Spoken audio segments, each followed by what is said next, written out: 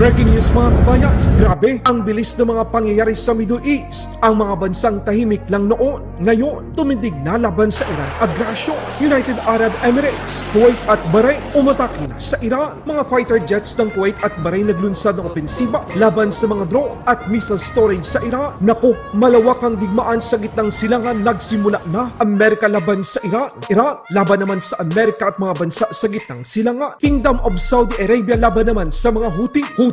Inatake ang Saudi Aramco. Ilang pasilidad ng pinakamalaking oil at gas company ng Saudi sumabog at nasunog. Saudi gumanti naman sa Houthi. Agad na binomba ng Kingdom of Saudi Arabia fighter jets ang iba't ibang lokasyon sa Yemen na kontrolado ng Houthi. Department of National Defense Secretary Gibo may babala sa mga politiko ng Pilipinas na isinusulong ang oil at gas exploration ng China at Pilipinas sa West Philippine Sea.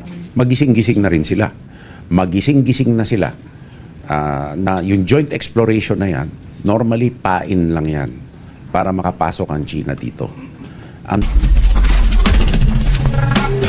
Ito na ba ang simula ng ikatlong pandaigdigang digmaan? Amerika laban sa Iran, Iran laban sa Amerika at sa mga bansa sa gitnang silangan. Ngayon, Kingdom of Saudi Arabia naman laban sa mga Houthi sa Yemen. Houthi, inatake ang ilang mga pasilidad ng Saudi Aramco gamit ang attack drone at ballistic missile. Makikita sa video ang makapal na usok sa ilang lokasyon ng nasabing pinakamalaking oil at gas company na pagmamay-ari ng kaharian ng Saudi Arabia. Sa pag-atake ng Houthi, tinamaan ang ilang oil processing at storage facility sa eastern province ng Saudi Arabia malapit sa Red Sea at Gulf area. Dahil sa nangyari, nagkaroon ng pansamantalang pagkaantala sa mga operasyon.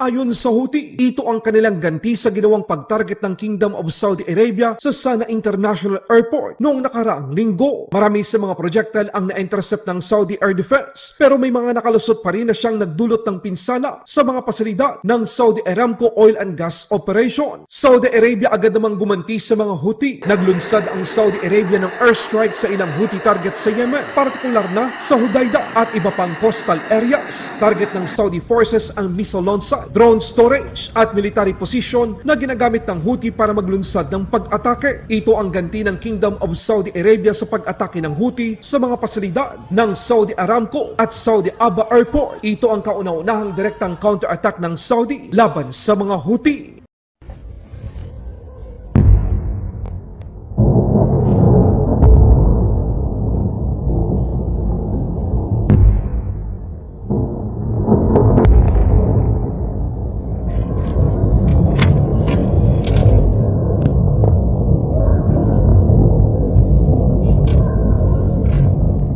Maliban sa Amerika na walang tigil na umaatake sa Iran, ang United Arab Emirates, Bahrain at Kuwait ay naglunsad na rin ng pag-atake laban sa kalaban. Isa-isa nang napupukaw ang mga bansa sa gitnang silangan na tumayo upang labanan ang agresyon ng Islamic Republic of Iran. Tinarget ng Bahrain at Kuwait fighter jets ang mga drone at missile storage depot at iba pang Iran military sites, habang ang United Arab Emirates naman ay nagbigay ng intelligence at defensive air cover. Ayon sa source, hindi na kayang tiisin ng United Arab Emirates, Kuwait at Bahrain ang sunod-sunod na pag-atake ng Iran sa kanila. Hindi na rin tama para sa Kuwait ang ginawa ng Iran na maging ang desalination at power plant nila na ginagamit ng sibilyan ay inatake din ng Iran. Kung kayo ang tatanungin mga kabayan, tama lang ba ang naging hakbang ng United Arab Emirates, Kuwait at Bahrain laban sa Iran? Mga bansa sa Middle East mas napapalayo sa Iran. Sa kabila nito, sila naman ay napapalapit sa Israel. President Trump tutulungan ang Saudi Arabia na magkaroon ng nuclear at magiging miyembro ito ng Abraham Accords. Kapag nangyari ito mga kabayan, malaki ang posibilidad na susunod na rin ang iba pang mga bansa sa gitnang silangan. In order to do it, they have to be a member of the Abraham Accords. It's a two-way street, and we think it's very important for the future of the Middle East. The Abraham Accords have been incredibly successful for the countries, as you know, for the countries in them. And I think it's very important. So, at some point they'll join. Thank you, sir. Follow up on Iran. Have you made a decision about the major strikes that you were referring to? Okay. Should we expect to see major strikes? Look, we're talking to them right now. I think they're getting more and more serious as the days go by. for maybe the obvious reason. But we are talking to them right now. Look, there are two ways. I consider that the smarter way, but the other is probably the easier way, doing what we're doing. And we can take that to a much higher level if we want to. You know, we're prepared to do that, as you know. We're locked and loaded.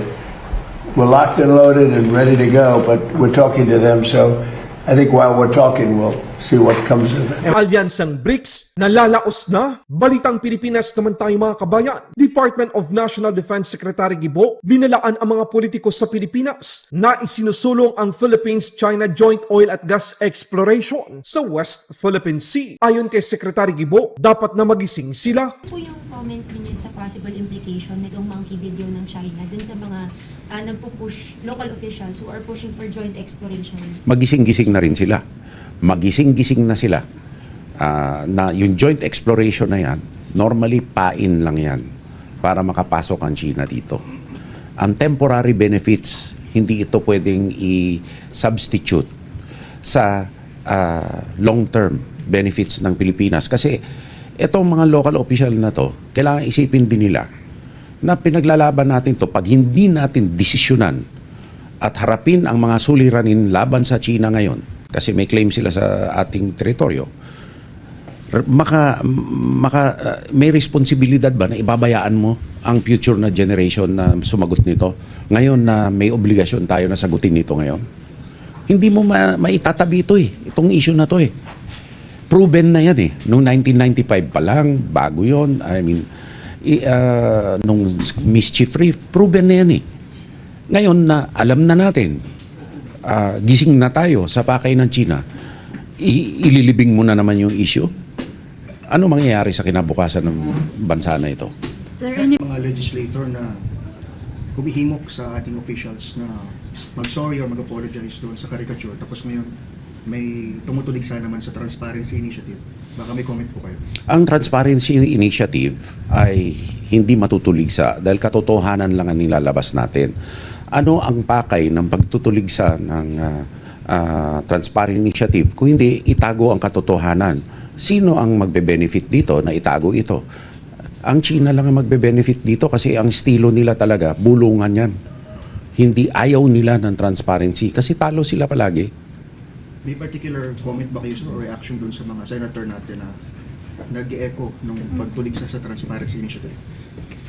My comment is the Transparency Initiative is for the best national interest of this country. Ito ay nagbigay ng katotohanan sa laban ng Pilipinas para sa West Philippine Sea. Ang West Philippine Sea na laban ay pampublikong laban yan. Ano ang itatago natin diyan? At dapat nga yakapin yung West Philippine Sea ng lahat ng Pilipino. Pag tinuligsa mo, ibig sabihin, yung transparency, pag tinuligsa mo, may iba kang isa-substitute. Ano yun? Na wala tayong karapatan sa West Philippine Sea? Or hindi natin pwedeng desisyonan ng ating sarili? No? So, yung pagtuligsa sa Transparency Initiative ay delikado. Kasi ito'y makakabenepisyo sa isa lang na bansa. China lang yan. Sir, ano Laban Pinas.